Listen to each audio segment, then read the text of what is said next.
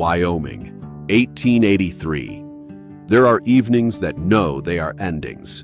The light comes in gold and amber, the color of something that won't come back, and everything it touches looks more itself than usual. The fence posts, the dry grass, the mountains going purple in the west. The kind of silence where you both know exactly what's ending, and neither of you says it. Tomorrow, Claire Sutton would be on the eastbound train. 11 weeks, and she had known the ending was coming, every single one of them. She had known it sitting on this same porch every evening, watching the Wyoming sky do what Wyoming skies do, with Will Hadley in the chair beside her, not saying much, because he was not a man who said much, and both of them watching the same light on the same mountains. She looked at him, the jaw, the gray at his temples, the stillness of a man who has made peace with the land he lives on. "You know," she said, "you deserve someone younger than me." She meant it kindly. She meant it as a gift. She was 20 years old and he was 45, and St. Louis was waiting, and the train left at 8. He turned and looked at her, and smiled, slowly, the way he smiled. The smile that started somewhere behind his eyes before it reached his face. "Funny," he said. "I was hoping for someone like you." The Wyoming evening held them both. The light went from gold to amber to the color of a thing ending. In the morning, she boarded the train anyway, because that had always been the plan, and because some things, once said, cannot be unsaid, and she would be thinking about that smile for a very long time. She had not planned to notice him. She had not planned to notice much of anything in Millfield, Wyoming, a town not designed to be noticed. A general store, a church, a livery, a post office, and approximately 200 people who knew each other's business with the comfortable thoroughness of people who have never needed to look anywhere else. Her aunt, Dorothy Sutton, lived on the edge of town with a vegetable garden and an opinion about everything. Claire had arrived the second week of July to help with the garden, to rest after a difficult winter in St. Louis, and to spend 11 weeks somewhere that was not the city before going back to the life waiting there. The bookkeeping position her father had arranged, the apartment on Chestnut Street, the ordinary forward motion of a life with a plan. She met Will Hadley in her third week, not dramatically, at the general store, where he was buying rope and she was buying flour. And they both reached for the counter at the same moment, and he said, "Excuse me," and stepped back with the unhurried courtesy of a man who has never been in a hurry about anything. She noticed the gray at his temples, the steadiness, the way he looked at things, directly, without performance. She did not notice that she had noticed any of this until later. He came to Dorothy's house the following Thursday to fix a fence section that had been giving trouble. Claire brought him water. They talked for 20 minutes about the fence and the dry summer, and whether the creek would hold through August. He came back the Thursday after that, and the Thursday after that. By the 5th Thursday, Claire had stopped pretending these were purely practical visits and had started making coffee instead of just water. And Will had started staying for an hour instead of 20 minutes. And Dorothy had started finding reasons to be somewhere else during that hour, with the transparent discretion of a woman who considers herself subtle. The evenings happened gradually and then entirely. After supper, the porch, the 2 chairs, the Wyoming sky doing what it did. Will saying things in the direct, unhurried way he said everything. Claire finding, to her consistent surprise, that she never wanted him to stop. Dorothy Sutton had stopped pretending not to notice things years ago. She saw Will Hadley the first Thursday he came to fix the fence, not as a handyman, but as a man who found reasons to stay. She saw Claire bringing water and then coffee. She saw the 20 minutes become an hour. She saw the hour become the whole evening. She said nothing. She had learned in 61 years of living that the surest way to end something good was to point at it directly. She did, however, mention to Will when he arrived on the fourth Thursday that Claire was in the back garden if he wanted to let her know that fence work was done. She did not need to mention this. He had fixed her fence 3 times now and knew where everything was. She mentioned it anyway. Will nodded with the expression of a man accepting information he had been hoping for. Dorothy watched from the kitchen window. She saw them standing by the garden fence, Will with his hat in his hands, Claire with dirt on her gloves from the beams she'd been staking.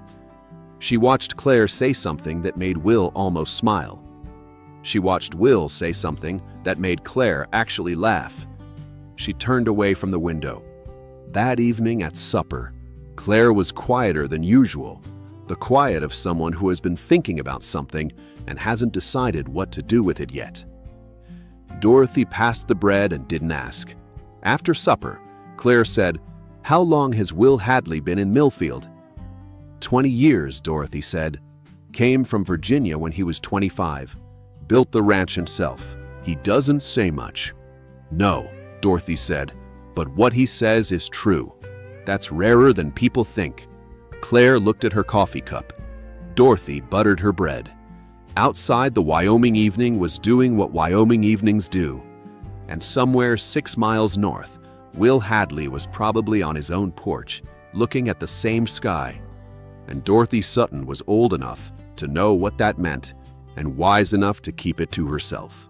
September arrived the way it does in Wyoming, suddenly, with the first cold morning that reminds you the mountains have been waiting. Claire had 3 days left.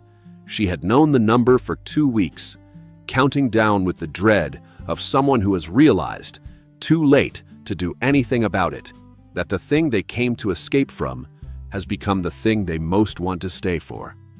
She had not said any of this to Will. He came on the last Tuesday evening, the second to last evening, and they sat on the porch, the way they always sat.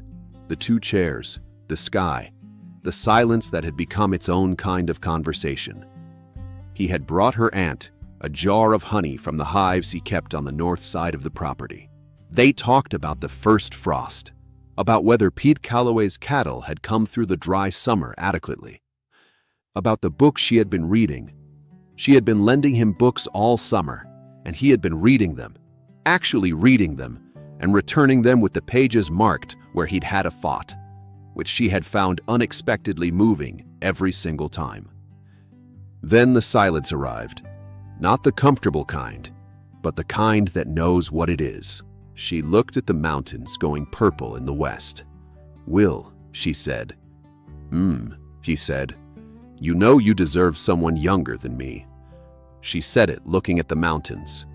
She said it the way you say something true that you've been carrying. Carefully, because it matters, and quickly, because you are afraid of what comes after. He was quiet for a moment. Then he turned and looked at her, and smiled. "Funny," he said. "I was hoping for someone like you." She looked at him. The Wyoming evening held them both in the amber light. She wanted to say something, and couldn't find anything equal to the moment. So she didn't say anything, and neither did he. And they sat there until the light was gone. And when she went inside, she stood in the hallway for a long time, with her hand on the wall, breathing. She left on a Wednesday morning at 8 o'clock. Dorothy drove her to the station with the composed efficiency of a woman managing her feelings by managing the logistics. 2 trunks, the smaller bag, the crate of books, lighter now. She had left 6 of them with Will over the course of the summer. Will was at the station. She had not expected him. She should have. She knew him well enough by now to know that he was the kind of man who showed up when it mattered and didn't announce it in advance. But she had spent the morning telling herself he wouldn't come, which was a way of managing the alternative. He was standing by the platform with his hat in his hands. He helped with the trunks. He shook Dorothy's hand. He walked with Claire to the platform steps. They stood there with the train making its sounds behind her. It was a good summer, she said. The most inadequate thing she had ever said. Yes, he said, equally inadequate and somehow exactly right. She looked at him. The gray temples, the jaw, the steadiness that had been the backdrop of her entire summer, and felt something she had no name for, because she had never felt it before and hadn't had time to learn the word. "I'll write," she said. He nodded once. "I'll write back." She boarded the train. She did not look out the window as Millfield receded behind her, because she had decided not to, and she was a person who did what she decided. She sat with her hands in her lap and looked at the back of the seat in front of her. The train went east. Wyoming went past without her permission. And somewhere behind her, on a platform in a town of 200 people, Will Hadley put his hat back on and walked to his horse and rode 6 miles north to his ranch. And the summer was over, and the silence that followed was a different kind of silence than any that had come before. I want to stop here for just a moment, because I find myself thinking about that platform every time I read this part. Two people who have spent 11 weeks learning to be honest with each other, and the most they can manage at the end is, "It was a good summer," which is not nothing. It is, actually, everything they have, from the United States to Australia, from Canada to the United Kingdom, from Ireland to New Zealand. Wherever you are tonight, thank you for riding along. What country are you listening from today? Drop it in the comments. Now let's get back, because the first letter is about to arrive in St. Louis. She wrote first. She had told herself she would wait, that it would be more dignified to let some time pass before putting pen to paper. She lasted 9 days. The letter was practical. She described the apartment on Chestnut Street, the bookkeeping position, the way St. Louis felt after Wyoming, louder, closer, the horizon blocked at every turn. She asked about the fence on the north pasture. She asked about the hives. She signed it Claire Sutton, as if he might have forgotten her name. His reply arrived in 3 weeks, 4 paragraphs. Short, direct, entirely him. The fence was holding. The hives had produced well into October before the cold came. The ranch was quiet. He had finished the book she'd left, the one about the man who spent 20 years trying to get home and had a thought about the ending he wasn't sure how to put into words. But he would try. He tried in the second paragraph. I think he was always going to get there. The question was just whether he'd recognize home when he saw it.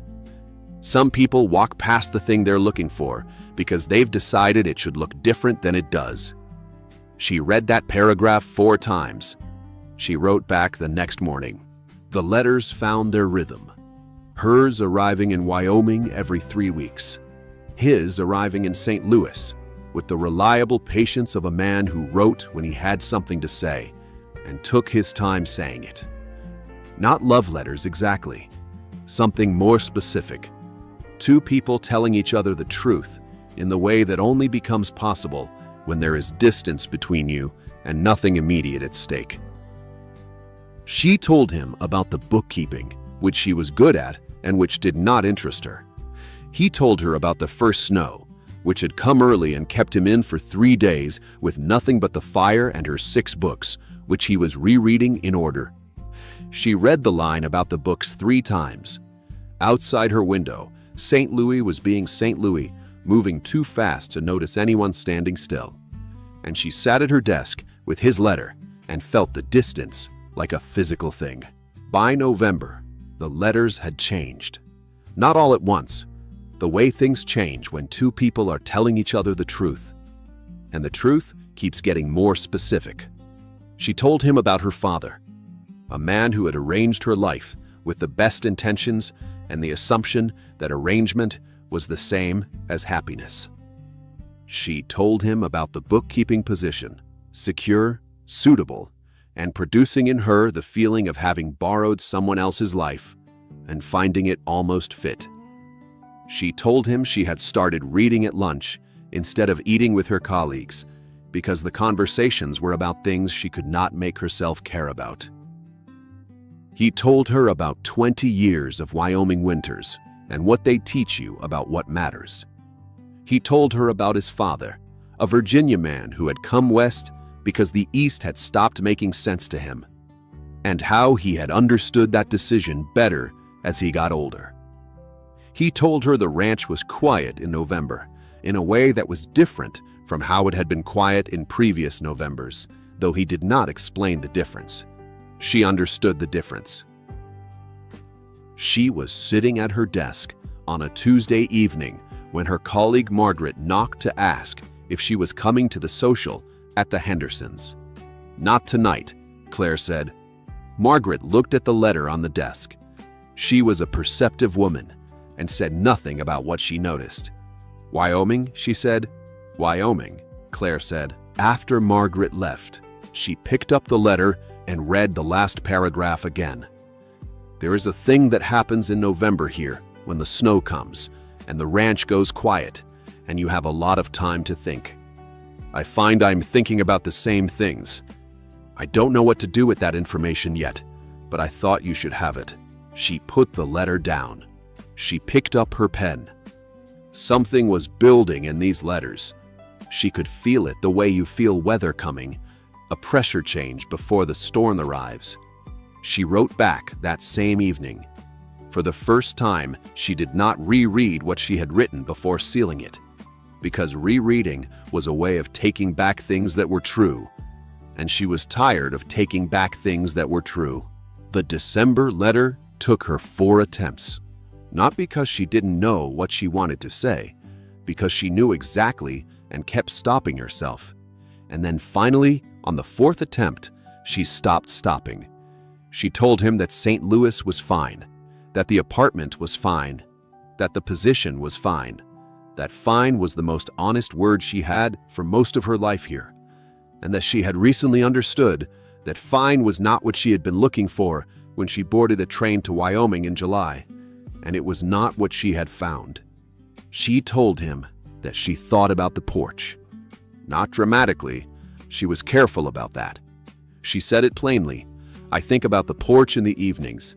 I think about the chairs and the silence and the mountains. I have a window in this apartment that looks at a brick wall, which is a perfectly adequate window, and I sit at it in the evenings sometimes and think about what a different view would look like. You'll understand what I mean." She told him that she had been rereading the book she'd given him, the one about the man who spent 20 years trying to get home, and that she thought she understood now what he had meant about recognizing home when you see it. She sealed the letter before she could reconsider. His reply arrived on the 28th of December. It was the longest letter he had sent, 2 full pages in the careful handwriting she had come to know as well as a voice. He said, "I received your letter and read it twice. The second time I was sitting on the porch. It was cold enough that I shouldn't have been outside, but I wanted to be where I've always thought most clearly. I want to say something to you, and I want to say it correctly." The next paragraph was 1 sentence. She read it. She set the letter down on the desk. She stood up and went to the window that looked at the brick wall and stood there for a long time. Then she went back to the desk and read the sentence again. Some answers need to settle before you can give them. She wanted to give this one right. The sentence was, "I would like you to come back to Wyoming." Not "I miss you," not "I love you," not anything that could be misread or softened or explained away. Just that. And then, "I am not asking you to give up anything you want. I am telling you what I want, because you have been telling me what you want in these letters, and it seemed right that I should do the same. If the answer is no, or not yet, or something more complicated than either of those, I will understand. But I thought you should have the information." She wrote back in January. It took her 2 weeks, and it was the shortest letter she had sent. 1 page, 2 paragraphs. The first said that she had received his letter and understood what he was saying, and was not going to pretend she didn't. The second said, "I have been thinking about what you said since the 28th of December. I have thought about it every day. I think about Wyoming every day, which I have been thinking was about the place, but I am less certain of that than I was in October. What I am certain of is this: I am not afraid of the answer. I was afraid of it in September. I am not afraid of it now. I think that means something." She sealed it and mailed it and went to work. The days in January were short and gray, and the brick wall collected frost in the mornings, and she did her bookkeeping with the careful competence of someone who is very good at a thing that is not the thing they are thinking about. For the first time since September, the apartment on Chestnut Street felt not like home, but like a waiting room. She was waiting. She knew now what she was waiting for. His reply came in February. She knew what she was hoping for when she opened it. She had stopped pretending otherwise. He wrote, "Your letter arrived on the 14th. I read it on the porch again. It was considerably colder than December, and I stayed out longer than I should have. There is something I want to tell you that I have been trying to find the right words for since September, and I am going to try now. I have lived alone for 20 years. Not unhappily. I want to be clear about that. I built something here that is real and that I am proud of, and that has been enough. I am telling you this so you understand that what I am about to say is not loneliness speaking. I have been lonely before, and I know what that sounds like, and this is not it." What I am going to tell you is this: the summer was different. You were different. Not because you were young. I want to be very clear that your age has nothing to do with what I am saying. And if you ever again suggest that I deserve someone younger, I will disagree with you as directly as I know how. You were different because of who you are. The way you looked at things, the way you said what you meant, the way you left 6 books with a man you'd known for 11 weeks because you thought he should read them. I would like to see you again. Not in letters, in person. I would like to sit on the porch and look at the mountains and hear what you think about things. I am going to come to St. Louis in March. If that is acceptable to you, write back and tell me when." She read the letter twice at the kitchen table. Then she went to her desk. She wrote back that same day, 1 line. "March is acceptable. I will be at the station." She sealed it before she could add anything, because 1 line was the right answer, and there was nothing to add that would make it more true. She put on her coat and went to work. She did not look at the brick wall. She was thinking about March. She was at the station 20 minutes early. She told herself this was practical. It was practical. It was also entirely beside the point. The platform was busy. St. Louis doing what it always did, moving too fast to notice anyone standing still. She stood near the east end where she could see the arrivals, held her coat closed against the March wind, and waited. The train from the west came in at 2:30. She watched the passengers come down the steps. Businessmen, families, a woman with 3 children, and the look of someone who has been traveling too long. She watched the platform fill and thin. She looked at every face, and then she saw him. He came down the steps the same unhurried way he did everything, scanning the platform. And then he found her. He stopped. She stopped.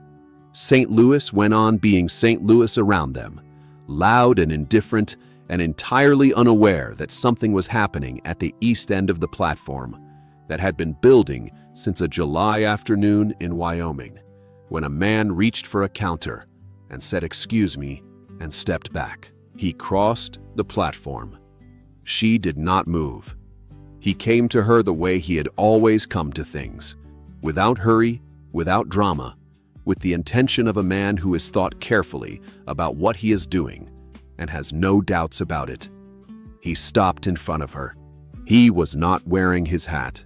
He had it in his hands, the way he always held it when he was saying something that mattered. He looked at her, and he smiled, slowly, the way he always smiled. The smile that started behind his eyes before it reached his face. The same smile she had been carrying in her memory since a September evening on a porch in Wyoming. She looked at him. The station moved around them. 11 weeks and 5 months of letters, and 1 sentence in December, and 1 line in February, and all of it had led here, to this platform, to this man with his hat in his hands. "Will," she said. "Claire," he said. And that was all that needed to be said. Will Hadley wrote 1 sentence in December. "I would like you to come back to Wyoming." Not a declaration, not a promise, not a performance. 1 honest sentence from a man who had decided that telling the truth was more important than protecting himself from the answer. And Claire, 20 years old, 5 months and 1,000 miles from a porch she couldn't stop thinking about, read it and wrote back without fear. I think about what it takes to write that sentence, not the safe version, the one with enough vagueness built in that you can retreat from it later. The actual sentence, the one that costs something to send. Will had been alone for 20 years. He knew how to be alone. He was not afraid of Wyoming winters or the weight of a ranch in November with no one to talk to. He wrote that sentence anyway, not because he needed to, but because it was true. And she had left 6 books and made coffee instead of water, and said real things on a porch for 11 weeks, and the truth was the least he could give back. Claire could have been careful with her answer. She could have softened it, hedged it, written something that kept all the doors open. She wrote 1 line instead. "March is acceptable. I will be at the station." I think about those 6 words more than I think about most things. About what it takes to be that clear. About how much easier it is to let the distance stay distance, and the letters stay letters, and the feelings stay the kind that don't require you to show up at a station in March with your hat in your hands. But he showed up, and she was there. Say the real thing. Write the sentence. Show up.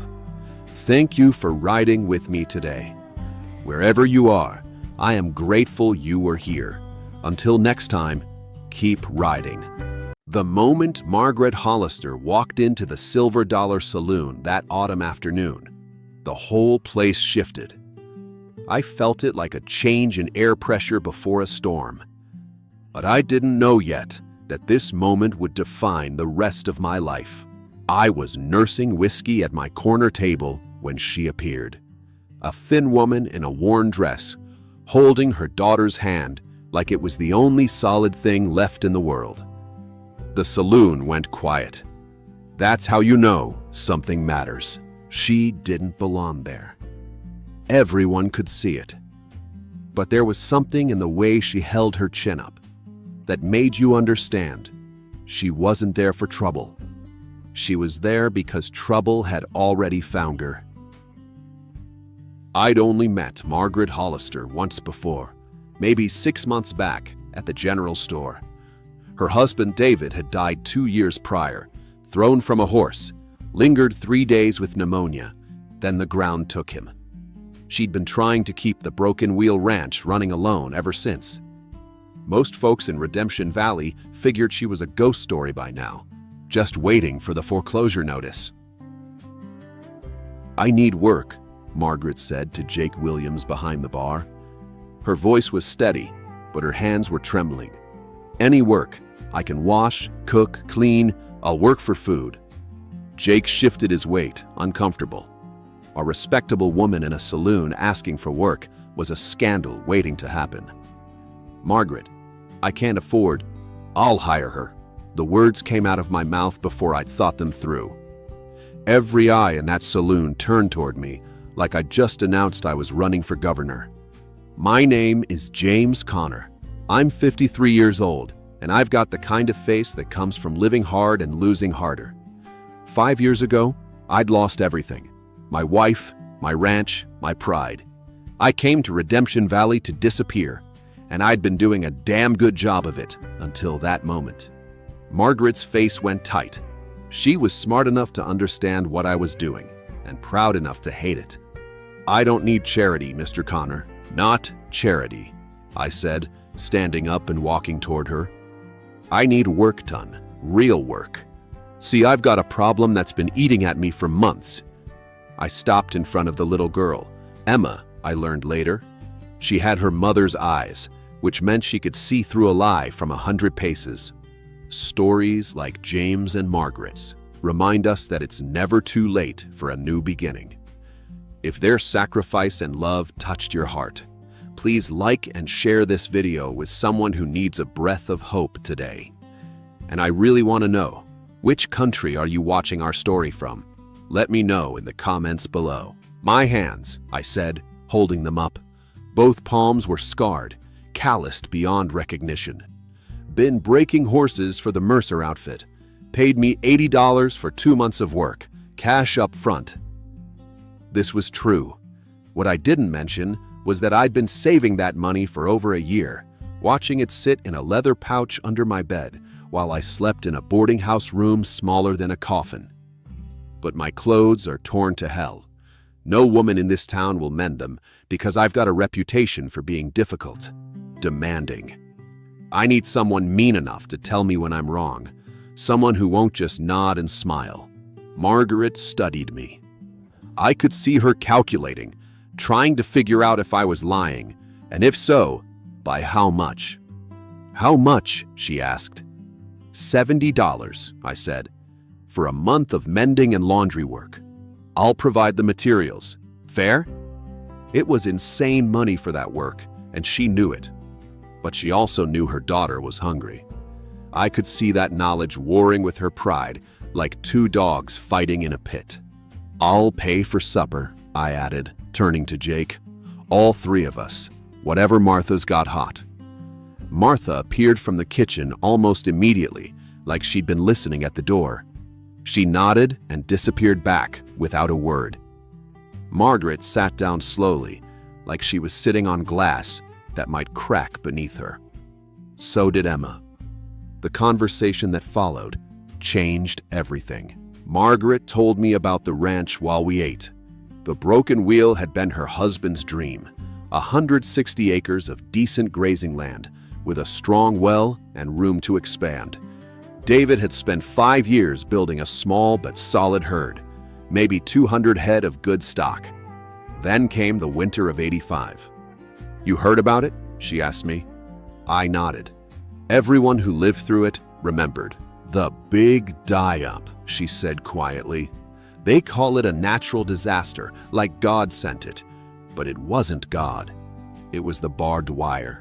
She paused, and I saw her choosing her words carefully.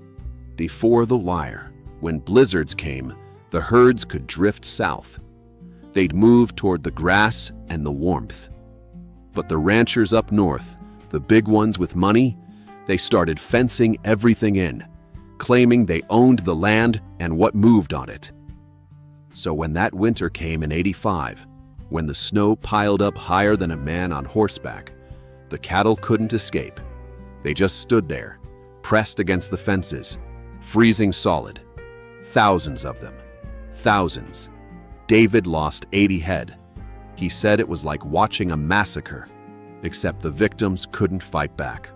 Emma reached for another biscuit, and I watched Margaret count silently. She was rationing how much the child could eat. "After the big die-up, everything changed," Margaret continued. "The ranchers who survived, the ones who could afford to buy the wire and the land, they won. The small operators like David, we just lost. David borrowed money to rebuild the herd. He thought he'd have time. He thought we'd bounce back. Then he got thrown from his horse," I said. "Then he got thrown from his horse," she repeated. "And Carl Brennan came to see me before David was even in the ground." My chest tightened. Carl Brennan wasn't just a banker.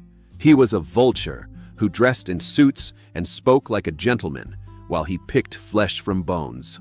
"What did he want?" I asked. though I already knew. He wanted me to know about the note, she said. David had borrowed $2,000 to rebuild after the big die-up. Brennan gave him 2 years to pay it back. When David died, Brennan came out to the ranch and told me I had 2 years from that moment. He showed me the contract. There was a clause David probably didn't even read. If the property showed signs of distress, Brennan could call the entire debt due immediately. That's legal, Margaret finished. I checked. It's in the contract. And I've got maybe 6 months left before Brennan decides the property looks distressed enough to take. Emma was eating like she hadn't seen food in weeks. Maybe she hadn't. How much do you owe now? I asked. All of it, Margaret said.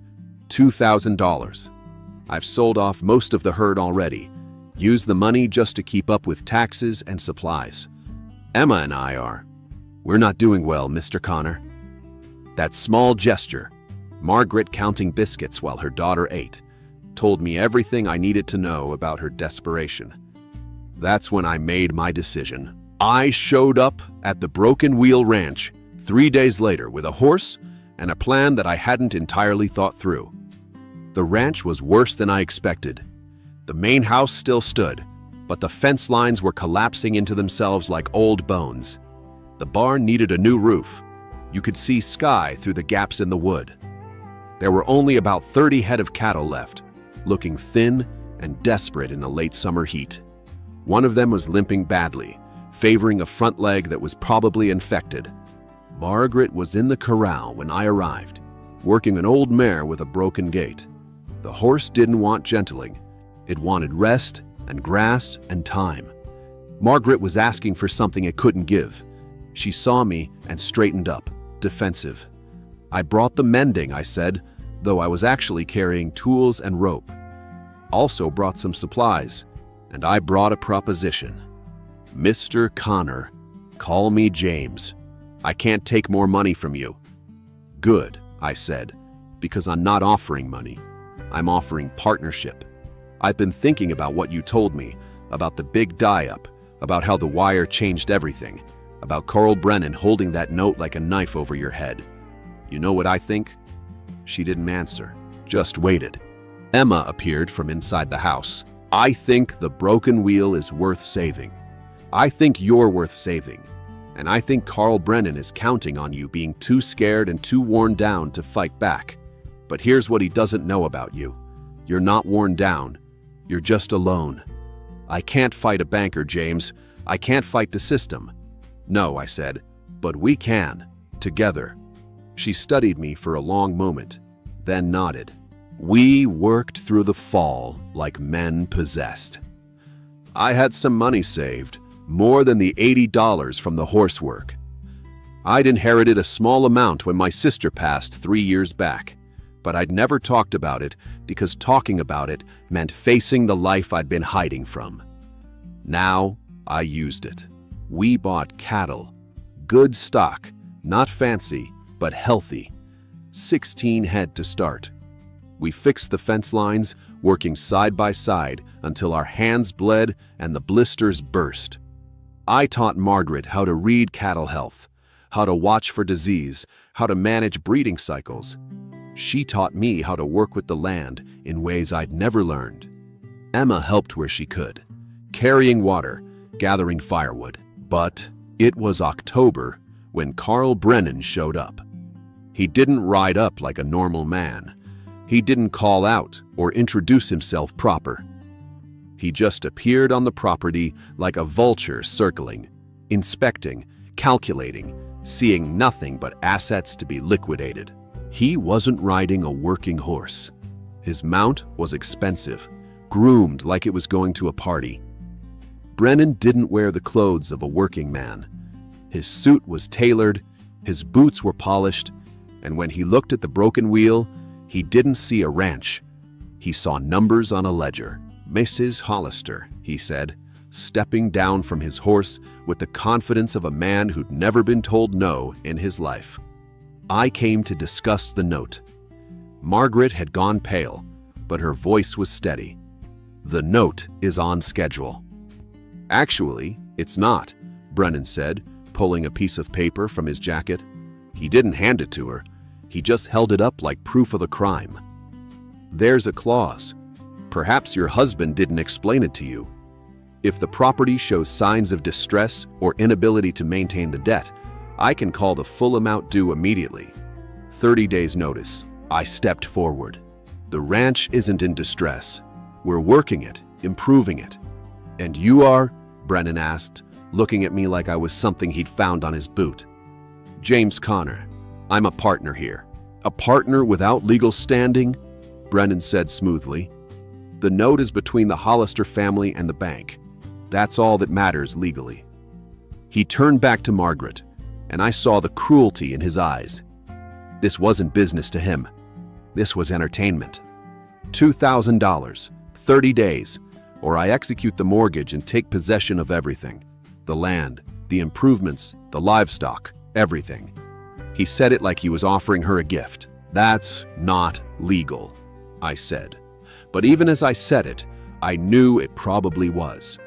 It's all in the contract her husband signed, Brennan said, and he actually smiled. There's a clause for early termination if the property shows signs of distress. And this property clearly is distressed. The fences were down when I rode up. The house roof is failing. The cattle are thin. I'd say that qualifies. He walked back to his horse, mounted up like he was climbing into a throne. 30 days, Mrs. Hollister, he said, not a day more. After that, this property belongs to the bank. After he left, Margaret sat on the porch and didn't cry. That bothered me more than if she had. Crying would have meant she still had hope. The silence meant she'd already surrendered. We can do this, I told her, though the numbers in my head were screaming that we couldn't. We have 30 days. We sell the cattle we've got, 30 head, plus the 16 we bought. That's enough to get maybe $800. That leaves $1,000, Margaret said. We don't have it, James. We don't have anything. I sat down beside her on that old wooden porch, and I took her hand. I do, I said quietly. I told her about my sister then, about the inheritance I'd been too broken to use. I told her I'd keep enough to survive on, but the rest, over $1,000, I'd use to back a loan. I told her I'd risked everything because I couldn't watch her and Emma disappear. Why? She asked, and her voice cracked like old leather. Why would you do that? You barely know us. Because I love you, I said. Because when I look at you, I see someone I failed to save once before. Someone I lost because I wasn't strong enough. And I'm not losing you. Not if I can help it. Not if I can do something about it.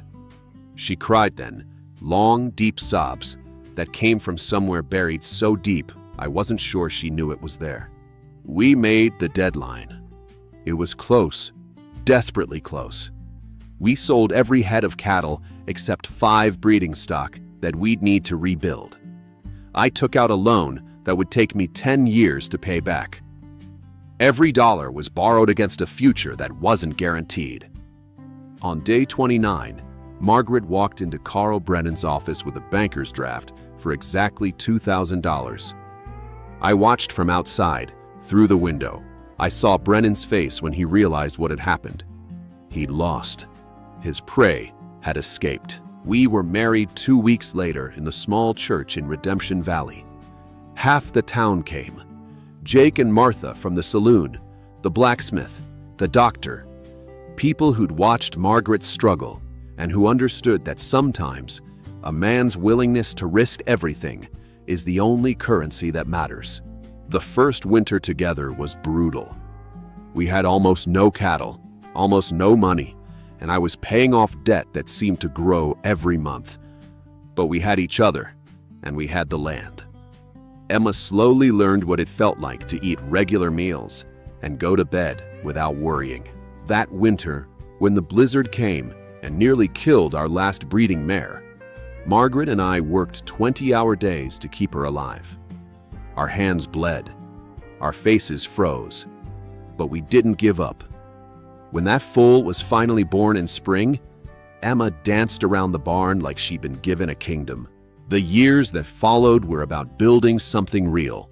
We worked harder than we'd worked on anything before. By year 3, we had 200 head again. By year 5, we were profitable. By year 10, the debt was gone, and we owned the broken wheel outright. I was 53 years old when Margaret couldn't pay for her meal. 10 years later, now in my early 60s, I'm a man still working this land, supervising, planning, handling what my aging back can manage. Our sons have taken over the heaviest labor. Emma, now a strong woman, runs sections of the ranch with the competence of someone who learned from the ground up. The real victory wasn't economic. It was watching Emma grow into a woman who knew the value of work. It was watching Margaret's shoulders relax, knowing she didn't have to carry everything alone. It was building a life together that none of us had dared to dream about when she walked into that saloon with nothing but pride and desperation. People ask me sometimes what I was thinking that day, why I stepped in when I could have just looked away. The truth is simple. I was tired of looking away. Life had broken me once, and I'd spent years hiding in that breaking. My wife had died years ago, and I'd never found the courage to try again.